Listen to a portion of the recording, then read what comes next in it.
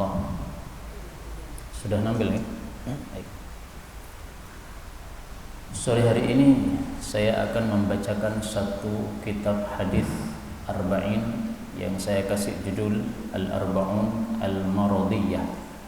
40 hadis tentang sakit, fadilah sakit, fadilah orang-orang sakit, fadilah sabar ketika sakit, fadilah ta'un atau wabah penyakit, fadilah mati karena beberapa macam penyakit.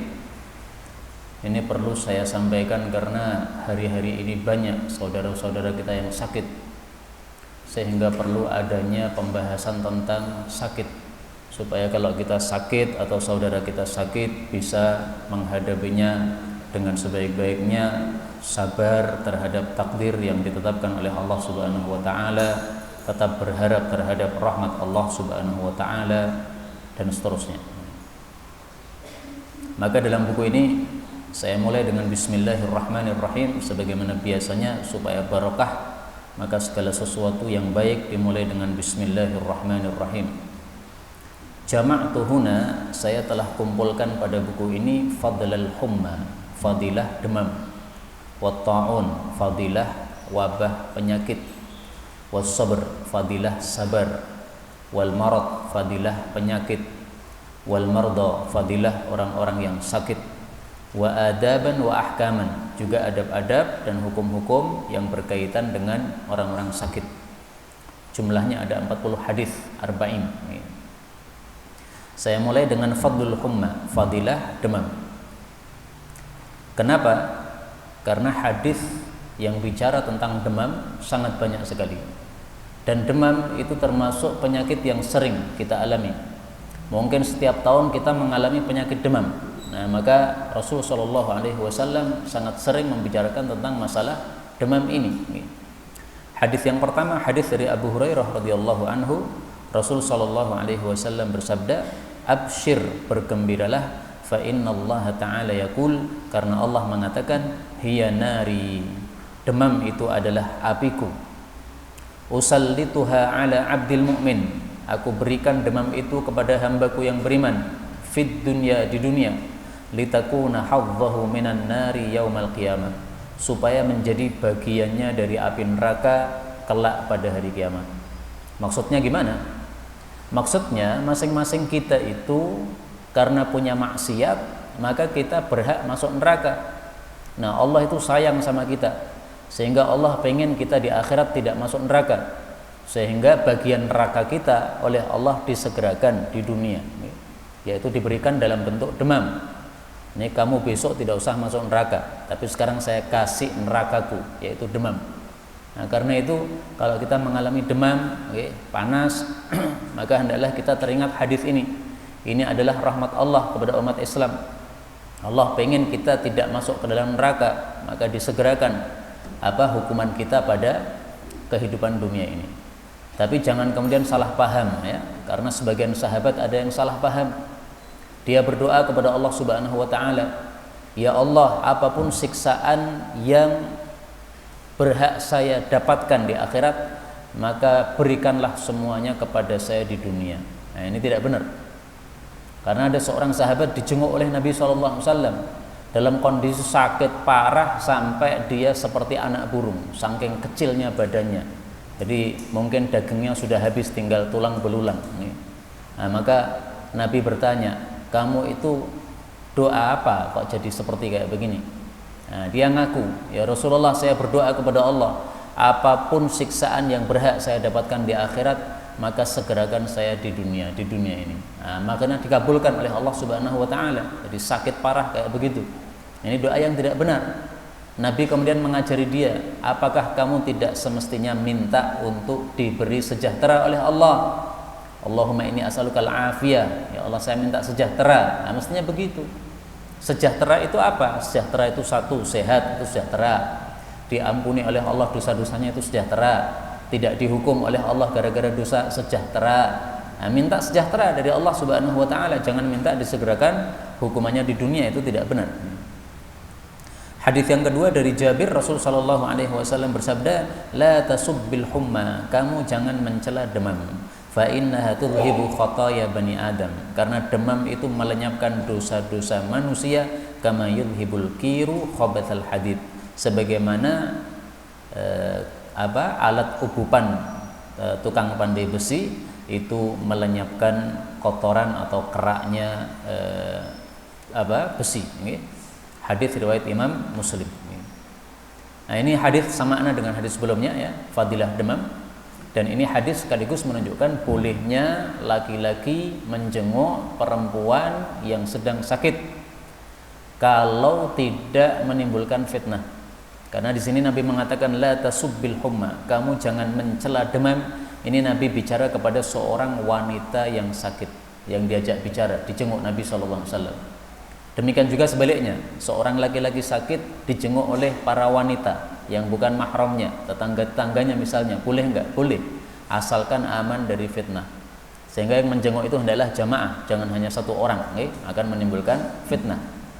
Kemudian menunjukkan juga bahwa sakit itu tanpa sabar pun itu sudah fungsinya menggugurkan dosa-dosa. Karena di sini Nabi mengatakan fa innaha tudhib khataaya.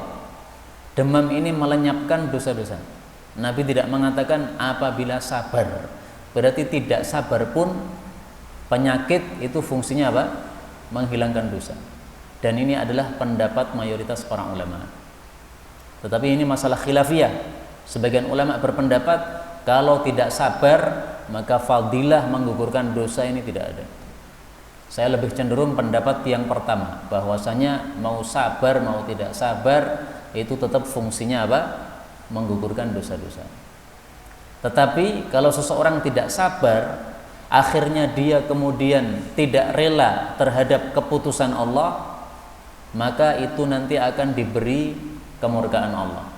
Sebagaimana hadis yang lain yang nanti akan kita bicarakan. Lah terus kalau sabar pahalanya nggak bisa dihitung. Jadi orang dikasih sakit sabar itu pahalanya sudah banyak, tidak bisa dihitung.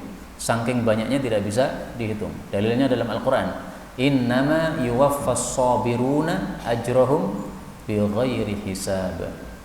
Innama sesungguhnya tiada lain yuwaffa disempurnakan as-sabirun kepada orang-orang yang sabar, ajrahum pahala mereka bighairi hisabin tanpa hitungan.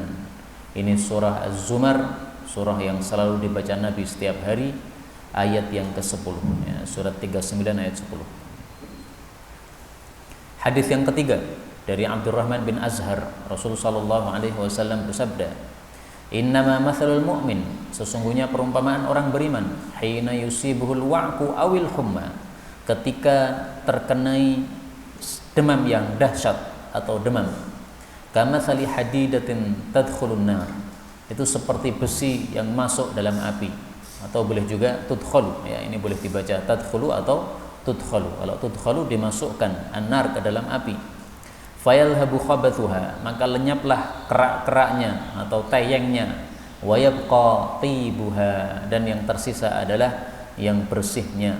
Hadis riwayat Tabarani, dan hadis ini semakna dengan hadis sebelumnya, fadilah demam yaitu menyebabkan dosa-dosa dihapuskan oleh Allah Subhanahu wa taala. Itulah yang dimaksud khabath.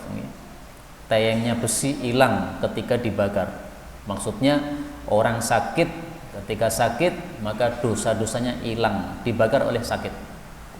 Nah, maka ini hadis menguatkan pendapat pertama tadi, bahwasanya orang sakit itu otomatis dosanya digugurkan. Dia sabar atau tidak sabar sama aja, dosanya digugurkan.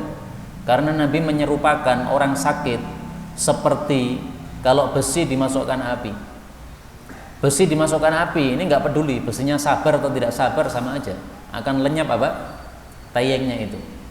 Besinya ngamuk atau besinya terima sama saja, akan lenyap itu tayangnya itu.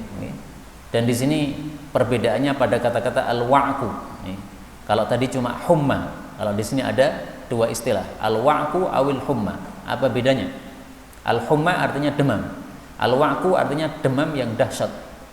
Jadi setiap wa'kun itu pasti humma, tetapi tidak setiap humma adalah wa'kun. Demam kalau dahsyat disebut wa'kun, tapi kalau biasa disebut humma. Nah, demam corona itu termasuk humma atau wa'kun, tergantung demamnya dahsyat atau tidak.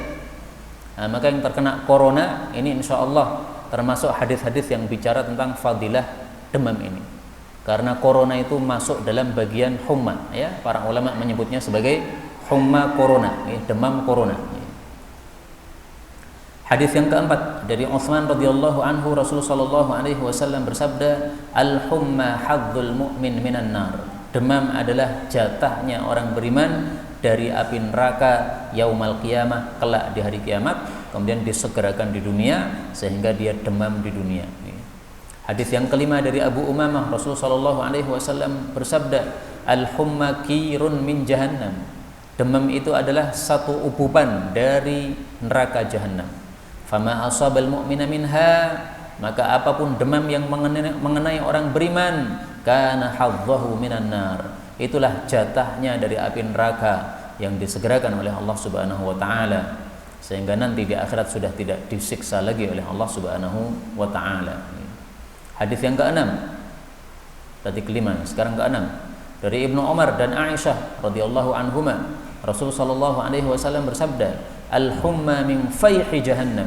Demam itu dari sebab dahsyatnya panas jahanam. Fa'abriduha bil ma, maka dinginkanlah demam itu dengan air. Nah, di sini Nabi menyampaikan rahasia demam, ya. Kalau ada demam itu kenapa? Itu karena jahanam yang ada di langit sono itu ketika menggelegak panasnya, nah itu panasnya kemudian sampai ke bumi. Ketika panasnya sampai ke bumi, maka orang beriman atau manusia yang ada di bumi kadang-kadang terkena efeknya jadi demam. Nah, maka oleh Nabi disuruh mengobati dengan didinginkan dengan air. Maka kalau ada orang demam dikompres dengan air. Ini sunnah Rasulullah sallallahu alaihi wasallam. Karena itu kalau kita demam, ingat hadis ini, amalkan sunnah Nabi. Apa sunnahnya? Ambil air dikompres.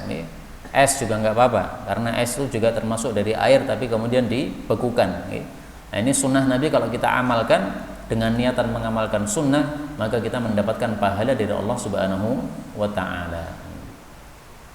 Nah, di sini saya tambah ya, wal faih syiddatu al har. Yang disebut faih itu adalah dahsyatnya panas api neraka jahanam. Hadis yang ketujuh dari Abi Asib, Rasulullah sallallahu alaihi wasallam bersabda, atani Jibril bil humma wa ta'un. Jibril datang kepada saya membawa demam dan ta'un, wabah penyakit. Fa amsaktul humma fil Madinah. Saya pun pegang demam di Madinah. Wa arsaltu ta'un ila Syam. Saya lepas ta'un ke negara Syam. Fat ta'unu syahadatun li ummati wa rahmatul lahum. Maka ta'un itu menjadi mati syahid untuk umatku dan menjadi rahmat bagi mereka. Warijsun 'alal kafirin, tapi menjadi siksaan bagi orang-orang kafir. Hadis riwayat Imam Ahmad. Nah, ini hadis masih saya masukkan pada bab fadilah demam. Kenapa? Karena Nabi ditawari dua, demam sama ta'un, Nabi pilih demam. Nah, berarti ini fadilahnya demam, dipilih oleh Nabi SAW. Ini malaikat Jibril bawa dua nih. Ini untuk Madinah pilih yang mana nih? Pilih demam atau pilih ta'un? Kalau ta'un nanti banyak yang mati, kalau demam nggak sampai mati. Nah, maka Nabi pilih yang ringan, udahlah demam saja, demam untuk kota Madinah. Nah, terus ta'unnya kemana? Dibawa ke Syam sana. Jadi malaikat Jibril di sini membawa dua penyakit. Bukan berarti malaikat Jibril itu suka untuk memberi musibah, bukan. Tapi ini tugas dari Allah Subhanahu Wa Taala.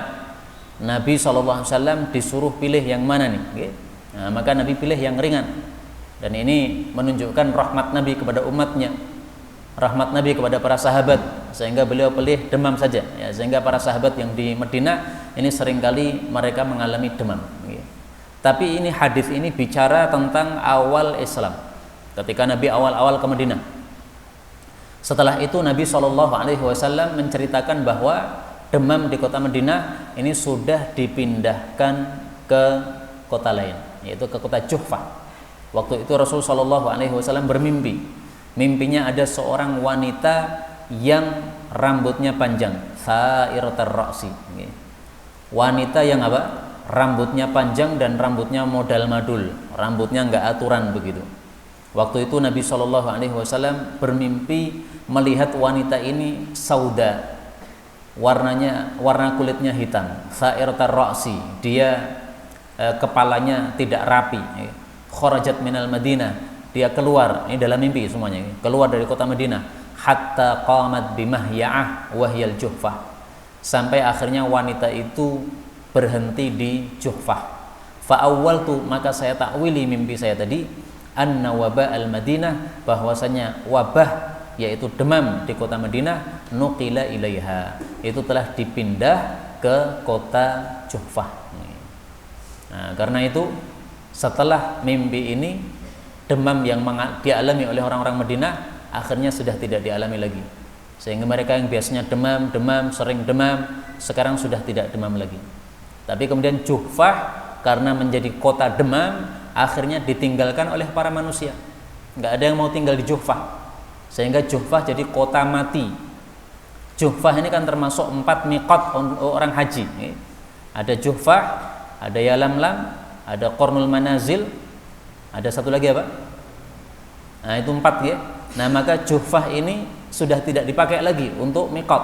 Kenapa? Sudah jadi kota mati, sehingga orang-orang yang bermiqat di Juhfah dulu sudah pindah ke sebelahnya, itu ke Robir.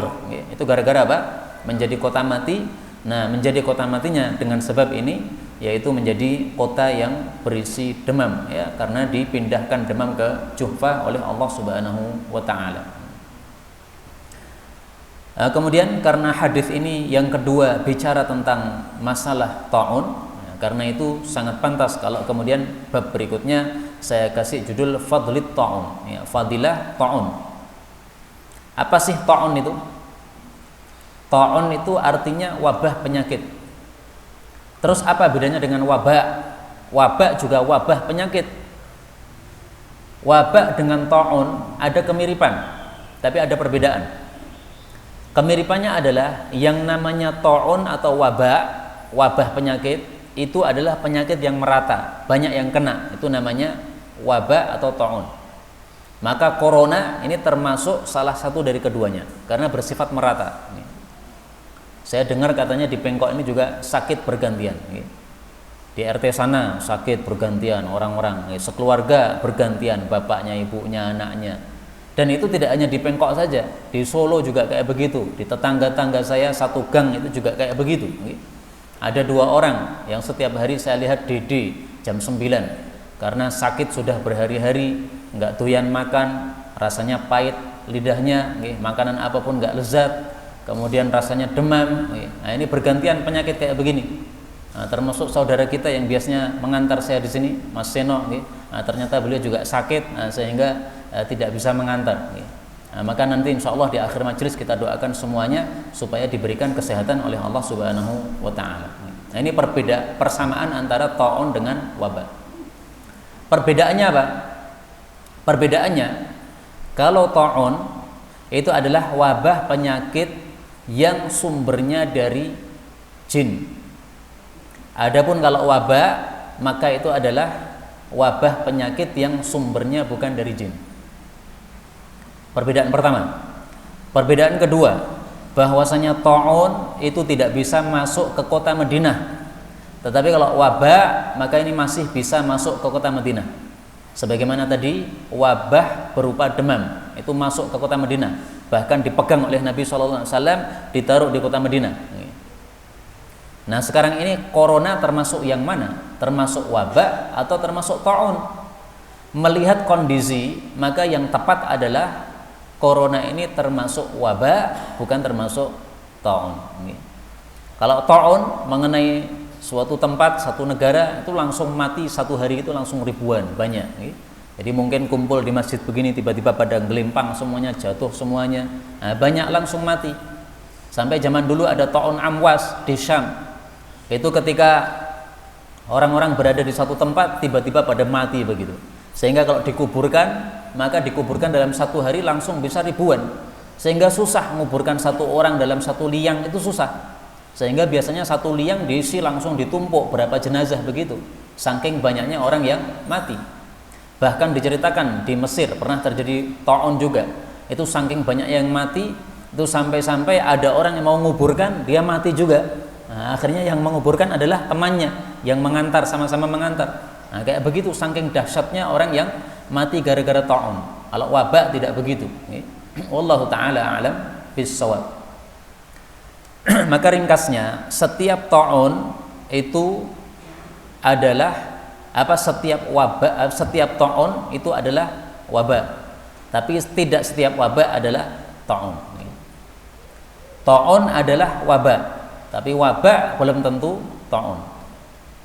Penyakit yang merata itu disebut wabak, baik itu ta'un maupun bukan. Nah, maka ta'un pasti wabak, tapi wabak belum tentu ta'un. Wallahu a'lam bis-shawab. Demikian dijelaskan oleh para masyayikh. Saya hanya menirukan apa yang mereka jelaskan. Nah, sekarang kita lihat dalil-dalilnya tentang ta'un. Dari Aisyah radhiyallahu anha, Rasulullah sallallahu alaihi wasallam bersabda, "At-ta'unu syahadatun li ummati." Ta'un itu menjadi mati syahid untuk umatku. Wa wakhzu a'daikum minal jin, dan merupakan tusukan dari musuh-musuh kalian dari kalangan jin. Ghuddatun ka ghuddatil ba'ir. Itu seperti penyakit ghuddah yang dialami oleh al-ibil, ya, oleh unta. Bagaimana penyakit yang dialami unta itu? Takhruju fil abad. Penyakit itu muncul pada ketiak-ketiak.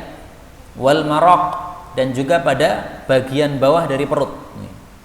Jadi ada kalanya di ketiak, ada kalanya di bagian bawah dari perut. Muncul luka begitu. Man mata fihi mata syahidan. Siapa yang mati gara-gara ta'un, matinya mati syahid. Wa man aqama fihi kana kal murabit fi sabilillah. Siapa yang tetap tinggal di negaranya, di kampungnya, ketika ada ta'un, maka dia seperti orang yang melakukan ribat atau jihad fi sabilillah. Dalam riwayat yang lain disebutkan dia seperti orang yang mati syahid. Wa man farra minhu, barang siapa yang lari dari ta'un, kana kal farri minaz zahfi. Dia termasuk seperti orang yang lari dari perang. Artinya kalau terjadi ta'un di suatu tempat, haram lari, harus sabar. Terus gimana kalau kena? Nah, harus yakin bahwasanya apapun yang ditetapkan oleh Allah untuk kena tidak akan meleset. Apapun yang Allah tetapkan tidak kena, pasti tidak akan kena. Yakin seperti itu. Kalau tidak yakin seperti itu, berarti imannya masih dipertanyakan. Apakah betul-betul dia sudah beriman atau belum kepada Allah Subhanahu wa taala. Nah, sehingga harus dia tidak boleh lari, tapi harus yakin bahwa takdir Allah tidak akan bisa ditolak. Bukan berarti nantang, ya. Saya nantang, saya siap mati, enggak begitu. Bukan nantang, bukan. Tapi karena disuruh oleh Nabi untuk tetap tinggal di situ. Dan ini sangat wajar. Kenapa disuruh tetap tinggal? Karena ta'un ini bersifat menular. Kalau dibiarkan dia pindah ke tempat yang lain, sementara dia membawa ta'un tersebut, ta'un nanti akan menyebar di tempat yang lain. Misalnya orang Pengkok di sini, terjadi ta'un di Pengkok misalnya, dia lari ke Solo. Nah, nanti orang-orang Solo semuanya kena. Nah, maka yang sudah di sini tetap di sini, yang sudah di sana tetap di sana, tidak boleh pindah-pindah. Kecuali kalau ada udzur, kalau ada hajat, nggak apa-apa. Dokter masuk dari tempat lain untuk apa? Untuk mengobati, ya enggak apa-apa. Atau untuk berobat, misalnya di tempat yang terjadi ta'un tidak ada yang bisa nangani, nah, akhirnya keluarnya bukan karena lari, tapi karena untuk mengobatkan dirinya, enggak ada masalah.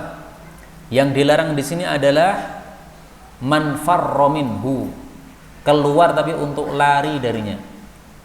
Sehingga orang keluar dari tempat ta'un itu yang tahu dirinya sendiri, apakah dia lari atau tidak, niatannya apa dia. Kalau niatannya untuk lari, berarti lari. Meskipun dia mengatakan saya tidak lari, saya hanya ingin mencari seseorang yang saya butuhkan, itu kan ucapan kamu, tapi Allah ngerti niatan kamu untuk apa. Nah, itu kalau terjadi ta'un seperti itu. Hadis yang ke-9 sama dengan hadis sebelumnya, bahwasanya ta'un adalah mati syahid untuk setiap orang muslim. Hadis ke-10, ta'un adalah siksa yang Allah kirim kepada siapapun yang Allah kehendaki, tapi Allah menjadikannya sebagai rahmat bagi orang-orang beriman. Maka siapapun yang mengalami ta'un lalu tetap tinggal di negaranya dengan sabar mengharap pahala, dia tahu bahwasanya apa yang menimpa dia, bahwasanya tidak akan menimpa dia kecuali yang sudah ditetapkan oleh Allah, maka dia mendapatkan pahala seperti orang yang mati syahid.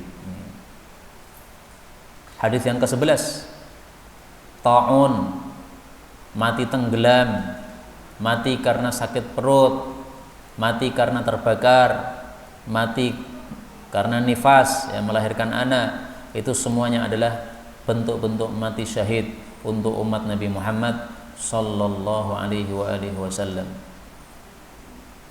Di akhirat kelak yahtasimus syuhada wal mutawaffawna ala furushihim. Orang-orang yang mati syahid berdebat dengan orang-orang yang mati biasa.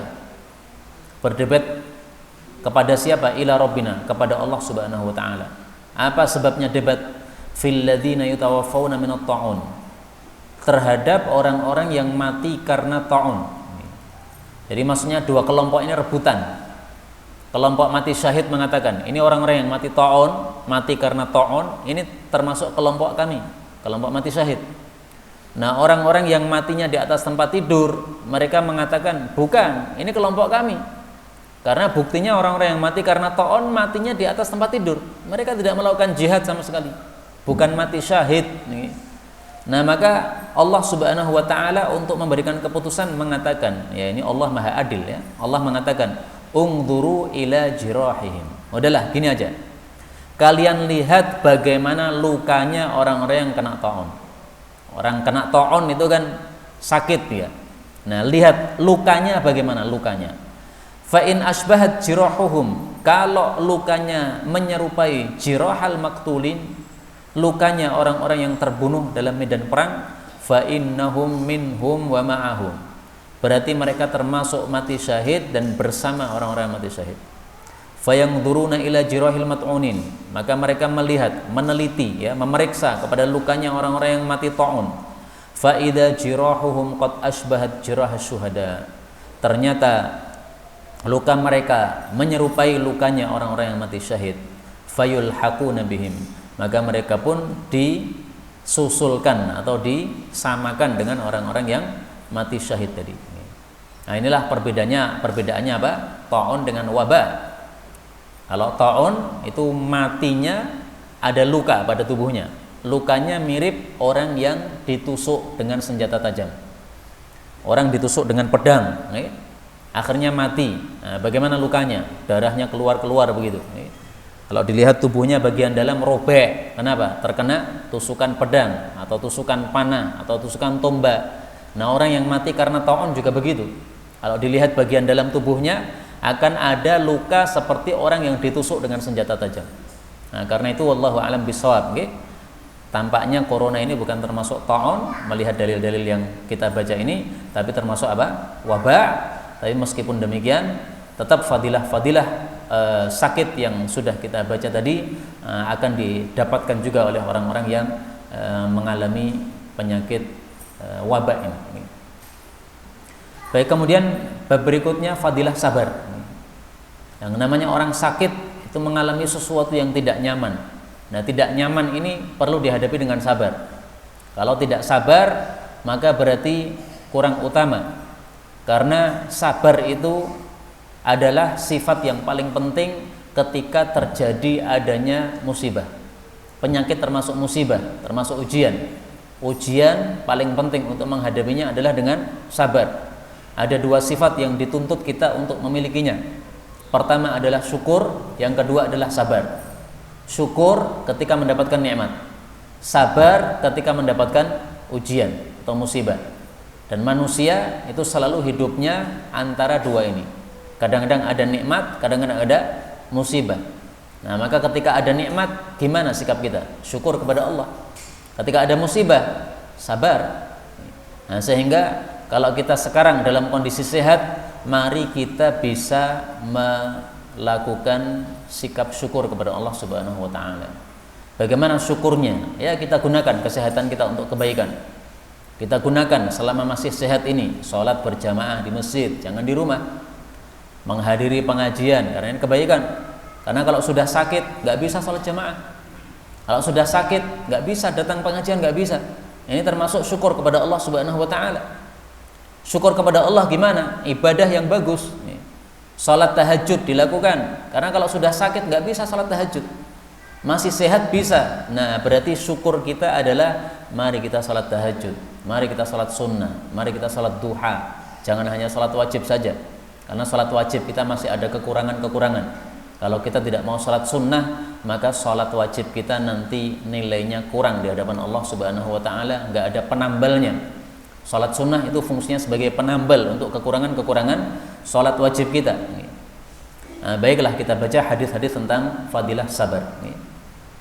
Dari Miqdad, Rasul sallallahu alaihi wasallam bersabda, "Innas sa'id, sesungguhnya orang yang bahagia, laman junnibal fitan, sungguh orang yang dijauhkan dari fitnah-fitnah, wala manibtuliya fasabara, dan juga orang yang diuji kemudian dia sabar."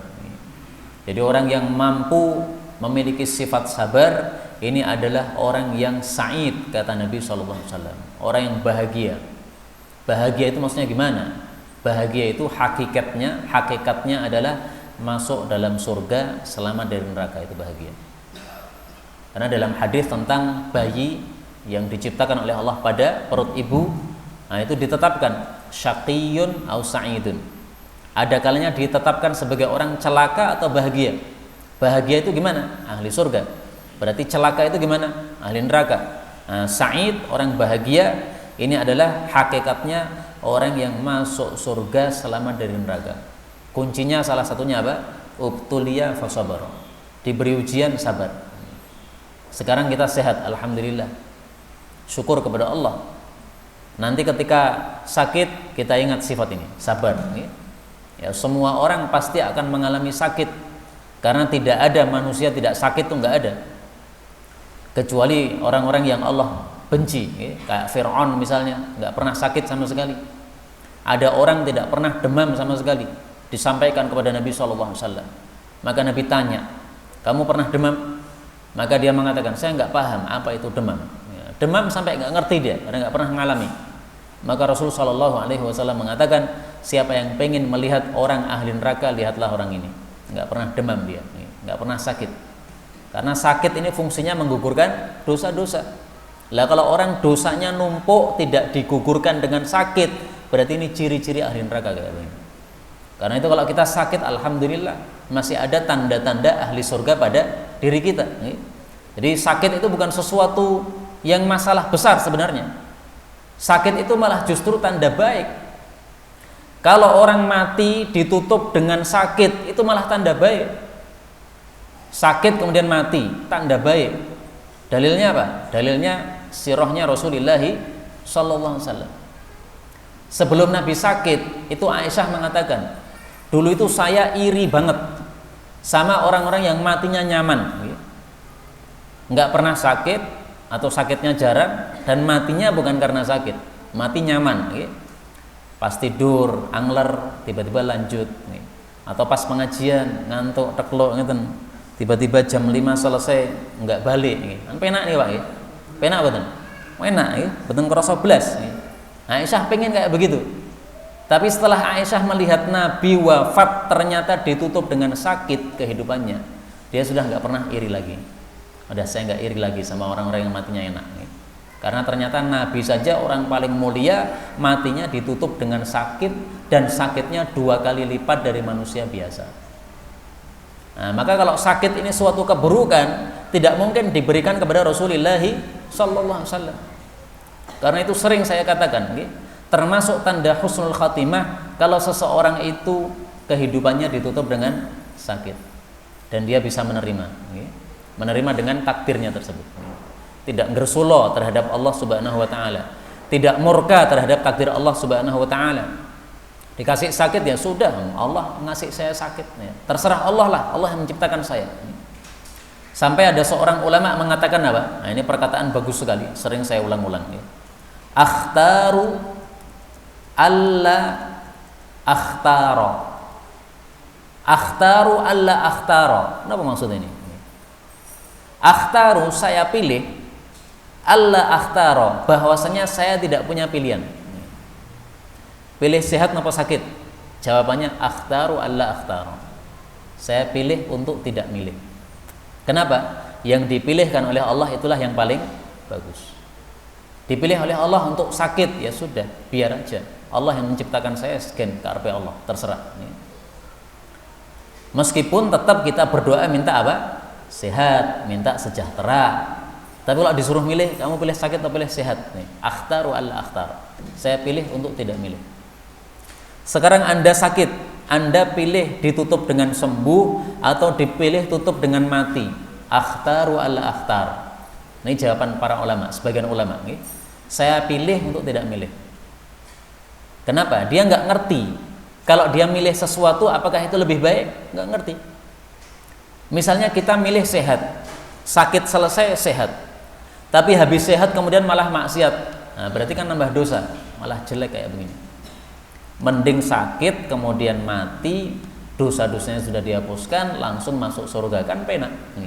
Nah, ini rahasia ucapan para ulama, akhtaru alla akhtaro. Saya pilih untuk tidak milih. Tidak milih sakit enggak, tidak milih sehat juga enggak. Milihnya apa? Milih yang dipilih oleh Allah Subhanahu wa taala. Sekarang saya dipilih sakit, ya alhamdulillah sakit. Sekarang saya dipilih sehat, ya alhamdulillah sehat. Udah selesai. Mau sehat mau sakit sakarpe Allah Subhanahu wa taala yang menetapkan. Mudah-mudahan yang ditetapkan oleh Allah itulah yang paling bagus untuk saya.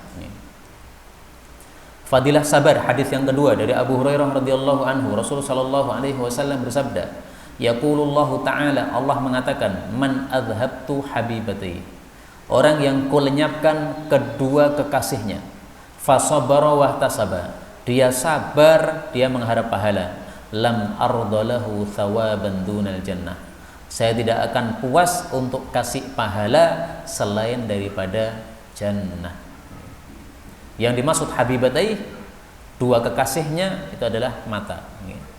Maksudnya orang yang matanya buta. Dulu dikasih mata oleh Allah, tapi kemudian matanya dicabut oleh Allah, jadi buta. Sabar mengharap pahala.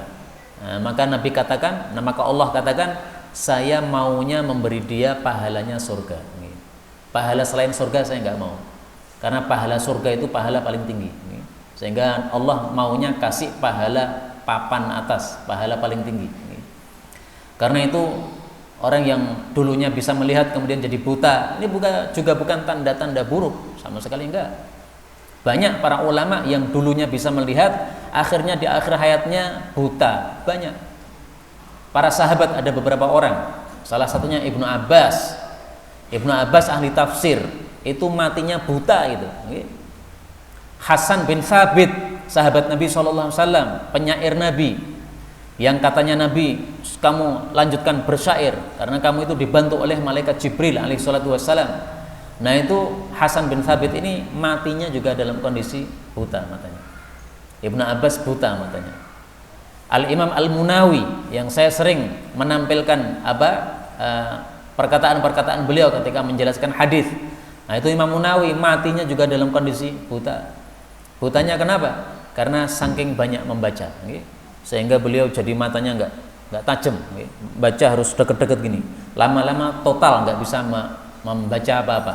Sehingga di akhir hayatnya beliau nulis kitab, itu nulisnya dengan mendikte. Anaknya disuruh mendekat sini, kamu tulis. Jadi dia mengandalkan hafalan, ilmunya yang sudah ada di otaknya itu dikeluarkan semuanya dengan ngomong apa. Nah, maka kemudian anaknya nulis. Nah, nulis dari hasil apa? Ilmu yang sudah dia hafalkan. Masya Allah. Nah, ini banyak ulama-ulama yang mati dalam keadaan apa?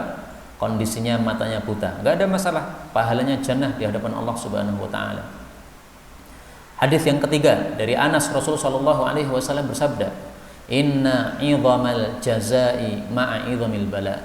Sesungguhnya pahala yang besar itu sesuai besarnya musibah. Wa innallaha ta'ala idza ahabba qauman ibtalahum. Allah kalau mencintai suatu kaum dikasih ujian. Faman radiya falahu ridha. Siapa yang ridha dengan ujian tadi mendapatkan ridha Allah. Wa man sakhita falahu sukhtu. Siapa yang murka terhadap ujian tadi, dia mendapatkan murka Allah. Hadis riwayat Tirmidzi. Nah, maka bergembiralah saudara-saudara yang sudah mengalami COVID atau gejala COVID, hilang penciuman, kemudian apa? Rasa makanan tidak ada yang enak, semuanya pahit, dijiwit beten kroso, dede di bawah matahari juga nggak terasa panas, udah mati rasa, makan apapun nggak ada rasanya. Bergembiralah, berarti Anda dipilih oleh Allah. Dipilih apa? Idza ahabba qauman ibtalahum. Allah pilih Anda untuk dikasih ujian itu karena Allah cinta kepada Anda. Kok bisa cinta kok malah dikasih ujian? Mestinya cinta kan dikasih sehat. Nah, jawabnya adalah hadis-hadis yang pertama tadi. Penyakit itu sifatnya untuk menghilangkan dosa-dosa. Karena itulah Nabi kalau menjenguk orang sakit selalunya mengucapkan apa? Tohurun insyaallah. La ba'sa, enggak apa-apa, sakit enggak apa-apa. Tohurun insyaallah. Insyaallah penyakitmu ini mensucikan dosa-dosa. Nah, diingatkan oleh Nabi. Ini sebenarnya seolah-olah Nabi mengatakan, ya, kamu ingat hakikat sakit supaya kamu bisa sabar. Hakikatnya sakit apa? Menggugurkan dosa-dosa. Jadi bayangkan saja ketika sakit itu dosa-dosa dihapuskan oleh Allah, kan enak. Padahal tidak ada yang bisa menghapuskan dosa selain Allah Subhanahu wa taala. Kita mau menghapuskan dosa enggak bisa. Bisanya usaha, okay? Kita sudah berbuat dosa, kita pengen usaha menghapuskan gimana? Perbanyak istighfar, perbanyak sholat. Itu usaha menghapuskan dosa. Tapi yang bisa menghapuskan dosa hakikatnya hanya Allah. La yaghfirudz dzunub illa anta. Tidak bisa mengampuni dosa selain Allah Subhanahu wa taala. Nah, sudah dikasih ujian oleh Allah, kasih sakit, ini karena Allah cinta kepada kita. Tinggal satu langkah yang harus kita lakukan, yaitu faman radiya falahur ridho. Ridho, rela terhadap ketetapan Allah. Allah tetapkan saya sakit, enggak apa-apa, rela, tidak usah murka. Nah, sehingga yang dipilih oleh Allah terkena COVID, sabar, rela. Yang dipilih oleh Allah tidak terkena COVID, syukur kepada Allah Subhanahu wa taala, alhamdulillah. Digunakan untuk amal saleh, untuk amal kebaikan selama mumpung masih bisa sehat seperti sekarang ini. Kemudian yang dipilih oleh Allah kena COVID, ada yang dipilih mati, ada yang dipilih juga kemudian sehat. Udahlah, terserah Allah, udah ridho sudah. Yang penting kuncinya ridho. Kalau dipilih sakit, ridho, dapat ridho Allah. Dipilih mati, ridho, dapat ridho Allah Subhanahu wa taala. Sebaliknya, waman sakhita falahu sukhtu. Kalau murka, tidak ridho terhadap keputusan Allah, maka dialah yang mendapatkan murka Allah Subhanahu wa taala. Sehingga orang-orang yang sekarang sedang sakit, saudara-saudara kita yang sedang sakit, tinggal satu langkah untuk dapat ridho Allah. Langkahnya apa? Ridho terhadap keputusan Allah. Udah, langsung dapat ridho Allah Subhanahu wa taala. Enak sudah. Adapun kita-kita yang sehat ini masih belum mendapatkan fadilah ini. Tunggu nanti pas sakit. Pas sakit, ridho, nah baru dapat ridho Allah Subhanahu wa taala. Pas dapat musibah, ridho, baru dapat ridho Allah Subhanahu wa taala. Tapi selama belum dapat musibah, belum dapat sakit, masih sehat, segar, bugar kayak begini, ini untuk dapat ridho ini masih jauh ini. Masih apa? Masih perlu langkah yang berikutnya lagi. Tapi yang sudah sakit sudah gampang. Dan ini semuanya hadis-hadis ini akan berguna kalau orangnya iman kepada Allah. Kalau orang tidak punya iman kepada Allah, dia omongin kayak gini nggak percaya, nggak ada gunanya. Tapi yang iman kepada Allah, dia omongin kayak begini bermanfaat. Kaum muslimin rahimani wa rahimakumullah, hadisnya masih banyak sekali, tapi saya ringkas saja. Di sini ada fadilah sakit, fadlul marad, fadilah sakit. An Abi Umamah, dari Abu Umamah, Rasulullah sallallahu alaihi wasallam bersabda, "Ma min 'abdin yusra'u sur'atan," tidaklah seorang hamba dia itu jatuh. Jatuhnya kenapa? Min maradin, gara-gara sakit. Jatuh itu maksudnya apa? Dia tidak bisa pergi dari tempat tidur, jatuh. Illa ba'athahu Allahu minha, kecuali Allah pasti akan membangkitkan dia dari sakitnya tersebut tahiran, dalam keadaan suci. Nah, ini dalil yang lain yang menunjukkan bahwa sakit itu secara umum tidak perlu disyaratkan harus sabar, fungsinya adalah apa? Menggugurkan dosa-dosa. Kalau plus sabar, maka plus dia dapat pahala yang tidak bisa dihitung. Innama yuwaffas sabirun ajrahum bighairi hisab. Dia sakit plus ridho terhadap takdir Allah, maka dia mendapatkan ridho Allah Subhanahu wa taala. Tapi sakitnya itu sendiri sudah fungsinya untuk apa? Menghapuskan dosa-dosa, sehingga orang yang tidak pernah sakit itu justru tanda-tanda orang yang tidak disukai oleh Allah, seperti Fir'aun, sehingga tidak pernah dikasih sakit oleh Allah Subhanahu wa taala. Fadilah sakit yang kedua dari Abu Musa radhiyallahu anhu, Rasulullah sallallahu alaihi wasallam bersabda, "Idza maridal 'abdu aw safara."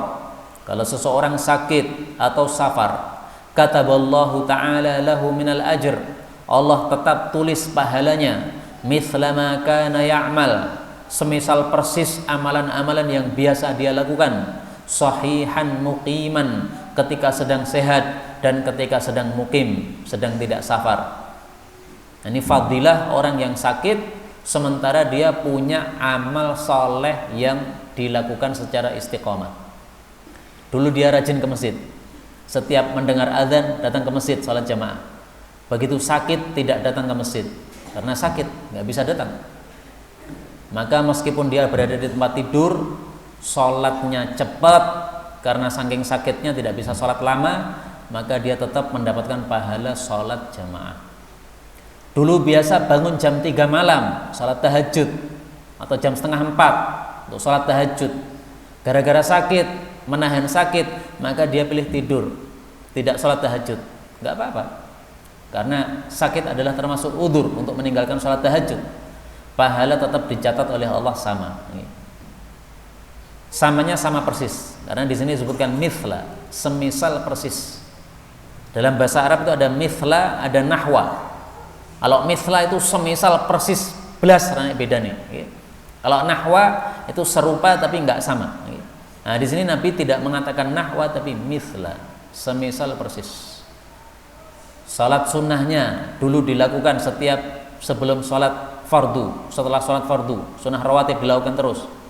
Begitu sakit, salatnya hanya salat fardu, itu pun cepat, nggak ada masalah. Salat sunnahmu masih dapat pahalanya. Kenapa? Karena dulu kamu melakukannya. Maka hadis ini secara tidak langsung menghasung kita amal itu istiqomah.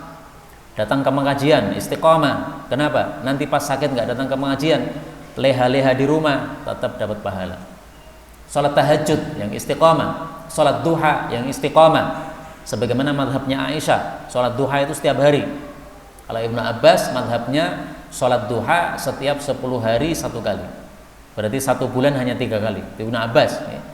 Nah, saya lebih cocok pendapatnya Aisyah radhiyallahu anha, karena sesuai dengan hadis-hadis Nabi SAW, bahwasanya salat duha itu sangat bagusnya dilakukan setiap harinya. Bukan hanya kolo-kolo, tapi setiap hari sholat duha. Kemudian di sini ada bab adab-adab dan hukum-hukum untuk orang sakit. Karena adalah Nabi Shallallahu Alaihi Wasallam idza marida ahadun min ahli baiti, kalau salah satu dari keluarganya sakit, nafatha alaihi bil muawwidzat. Nabi meniupkan kepada keluarganya yang sakit ini surat-surat muawwidzat. Maksudnya surat qalaqil, 3 qul. Jadi prakteknya dibaca pada telapak tangan ini, 3 qul. Qul huwallahu ahad, qul a'udzu birabbil falaq, qul a'udzu birabbin nas. Kalau udah selesai dibaca ditiupkan. Kalau udah ditiupkan, diusapkan pada yang sakit. Sakit demam, nah, diusapkan pada seluruh tubuhnya. Sakit pusing, diusapkan pada kepalanya, bagian yang sakit. Dan ini dilakukan oleh Nabi kepada keluarga yang sakit, dan juga dilakukan oleh beliau ketika beliau sakit sendiri. Beliau sendiri juga mengobati diri sendiri dengan muawwidzat. Nah, maka kalau kita sedang sakit, ini amalan sunnah bisa kita lakukan. Baca muawwidzat, ditiup, kemudian diusapkan pada area tubuh kita. Kalau sakit semuanya, ya semua tubuhnya diusapi. Yang sakit kepala, pusingnya pada kepalanya. Itu kalau kita sedang sakit. Kalau kita sedang sehat dan keluarga kita yang sakit, istrinya sakit, anaknya sakit, nah, maka anaknya yang atau istrinya itu kita perlakukan seperti ini. Kita biasakan anak-anak kita untuk melakukan ini, sehingga kalau ibunya sakit, nah, anak-anak kita ajak, ayo sini, semuanya membacakan muawwidzat untuk ibunya, baca rame-rame, bareng-bareng. Nah, setelah itu suruh niupkan pada ibunya. Ditiupkan langsung boleh, sebagaimana zahir hadis ini, nafatha alaihi, ya. Ditiupkan surat Muawwidah. Nah, berarti setelah membaca kemudian ditiupkan. Boleh juga dengan telapak tangan dulu, kemudian baru diusapkan, sebagaimana hadis yang lain. Karena Aisyah ketika sedang merawat Nabi sakit, maka tangannya Nabi ini dipegang oleh Aisyah. Kemudian Aisyah baca 3 kul. Setelah itu ditiupkan. Setelah itu tangannya Nabi diusapkan pada tubuhnya Nabi SAW. Karena tangannya Nabi adalah lebih barokah daripada tangan biasa.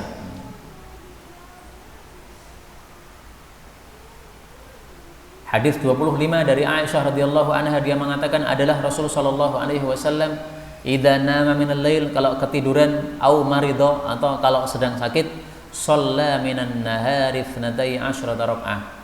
Salat tahajudnya diganti 12 rakaat siang hari. Malam hari kan dingin.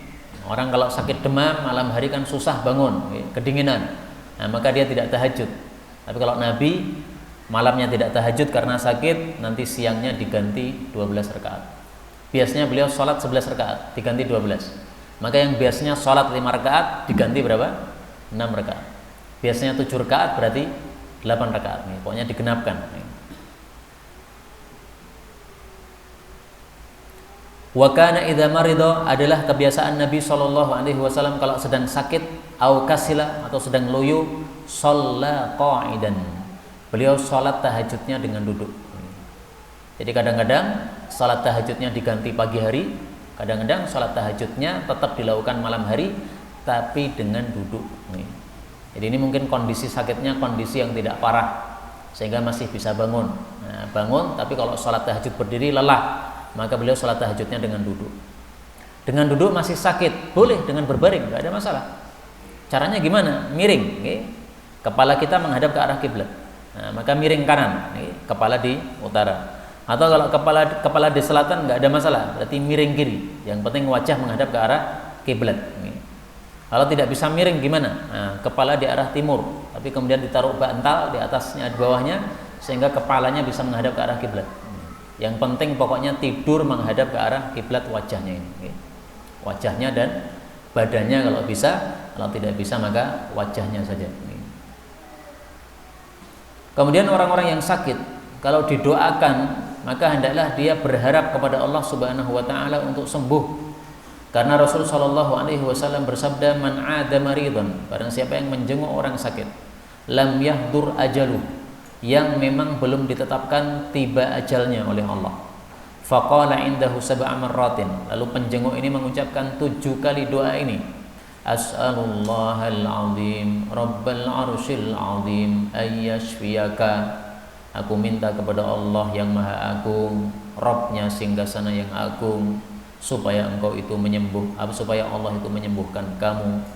Illa afahullah min dzalikal marad, kecuali pasti Allah menyembuhkannya dari penyakit tersebut. Hadis riwayat Abu Dawud. Ini adalah kabar gembira bagi saudara-saudara kita yang sakit, yang didoakan dengan doa ini 7 kali oleh orang yang menjenguk. Nah sekarang nggak ada yang menjenguk karena dilarang. Yang sakit di rumah sakit dilarang dijenguk. Gimana ini? Insya Allah menjenguk dengan WA, insya Allah termasuk. Dia ada di grup WA. Nah, teman-temannya di WA mendoakan dia. Doa ini, As'alullahal azim rabbal arsyil azim ayyashfiyak, diulang 7 kali. Insya Allah termasuk, insya Allah. Karena ada halangan. Yang dulu biasanya orang sakit boleh dijenguk, sekarang nggak boleh dijenguk. Nah sudah, kita doakan lewat WA, nggak ada masalah. Bisanya itu. Tapi tolong digaris bawahi, tolong. Orang mendoakan lewat WA tidak cukup dengan tulisan, dia harus mengucapkan dengan lafal. Karena itu kalau kita menulis doa, itu mulut kita berkata-kata. As'alullahal azim rabbal arsyil azim ayyashfiya. Sekarang ini orang seringkali ngirim doa poster, stiker, cuma nyomot aja, mana doa sakit, nah ini diambil, kemudian dikirim, tapi mulutnya meneng tok, nggak baca doa sama sekali. Ini bukan doa kayak begini namanya. Nah, karena itu tolong digaris bawahi. Doa itu adalah amalan lidah, amalan mulut. Sehingga doa hendaklah kita ucapkan dengan mulut kita. Termasuk juga kalau ada yang salam, salam lewat WA, boleh kita menjawabnya dengan ucapan, tidak harus dengan tulisan. Sebagaimana fatwa guru kami Syekh Ali Makrami, beliau seorang mufti di Mekah atau di Madinah. Beliau memberikan fatwa, kalau kamu ada yang kirim salam lewat WA, tidak harus nulis waalaikumsalam, boleh juga dengan ucapan. Jadi ketika menjawab, maka kita jawab jawabannya saja. Adapun waalaikumsalamnya dijawab dengan lidah, nggak ada masalah, dengan lisan. Nah, ini doa hendaklah diucapkan. Karena itu jangan sekali-kali ngirim stiker doa sementara mulut kita diam. Itu nggak ada nilai doanya sama sekali. Itu hanya ngirim stiker, bukan ngirim doa, bukan mendoakan. Mendoakan, doa itu adalah amalan lisan. Nah, maka orang yang sakit didoakan oleh teman-temannya dalam grup dengan doa ini hendaklah dia ingat sabda Nabi SAW. Dia harus berharap bahwa dia bisa sembuh. Kenapa? Ini janji dari Nabi. Nabi yang menjanjikan kalau didoakan ini 7 kali pasti sembuh. Illa afahullah, pasti Allah sembuhkan. Afa ini artinya apa? Pasti Allah menyembuhkan. Kok muncul pasti dari mana? Karena ini adalah fi'il madhi. Fi'il madhi kalau digunakan untuk sesuatu yang akan datang itu menunjukkan arti pasti. Nah, maka di sini janji dari Nabi pasti disembuhkan oleh Allah Subhanahu wa taala. Jangan sekali-kali orang sakit kemudian putus asa. Wah, penyakit saya sudah kayak gini. Saya sudah dipasang ventilator, sudah paling sebentar lagi mati saya. Jangan begitu. Mati sama hidup itu di tangan Allah, bukan di tangan ventilator. Meskipun orang sudah dipasangi ventilator, Allah takdirkan hidup, akan hidup lagi. Karena Allah itu kun fayakun. Ingin menetapkan sesuatu tinggal mengucapkan kun, selesai. Nah, kalau orang sakit kemudian putus asanya itu yang menyebabkan dia mati. Karena orang sakit biasanya sehatnya, sembuhnya itu karena jiwanya merasa senang. Orang merasa senang, semangat, jadi sembuh. Orang merasa loyo, merasa ngelentur, merasa sudah dekat mati, ya akhirnya mati juga. Rasul pernah mendatangi orang yang sakit dari kalangan orang Madinah. Didoakan oleh Nabi, enggak apa-apa, ini penyakit adalah penyakit yang mensucikan dosa. Maka orangnya mengatakan, oh enggak, ini demam dahsyat ini pasti akan menyebabkan saya masuk kuburan. Nah, maka Nabi mengatakan, ya sudahlah, enggak apa-apa, akhirnya mati. Nah, karena dia sudah merasa bahwa ini penyakit pasti menyebabkan kekuburan, ya dikabulkan oleh Allah. Karena itu pertemuan sore hari ini saya tutup dengan sabda Nabi SAW yang sangat penting bagi orang-orang yang sakit. Yaitu sabda Nabi, yaqulullahu ta'ala, Allah mengatakan, ana inda dhanni abdi bi, saya itu pada persangkaan hambaku terhadapku. Jadi kalau orang sakit menyangka Allah akan matikan dia, Allah kasih mati. Orang sakit menyangka Allah akan sembuhkan dia, Allah kasih sembuh sesuai persangkaan hamba. Meskipun tetap tidak mengubah takdir. Kalau dia sudah ditakdirkan mati, ya pasti mati, ditakdirkan sembuh juga sembuh. Tapi ini adalah hasungan bagi orang-orang yang sakit, supaya mereka jangan putus asa untuk sembuh. Yang putus asa untuk sembuh berarti dia pengen mati, dia akan mendekatkan dirinya kepada kematian sendiri. Karena itu kalau sakit hendaklah kita jangan putus asa, tetapi inda dhanni abdi bi, sesuai dengan persangkaan hamba kepada Allah, itulah yang akan diberikan oleh Allah Subhanahu wa taala. Wallahu taala alam bissawab. Mudah-mudahan kajian ini bermanfaat baik untuk orang-orang yang sedang sakit maupun untuk kita yang sehat dan suatu saat juga pasti akan mengalami sakit. Karena sakit dan sehat itu adalah segala termasuk perkara yang selalu dialami oleh manusia yang beriman kepada Allah Subhanahu wa taala. Karena kebaikan-kebaikannya maka Allah Subhanahu wa taala mencintainya dengan memberikan sakit ini pada sebagian kondisinya untuk dihapuskan dosa-dosanya. Wallahu a'lam bissawab. Walhamdulillahirabbil alamin.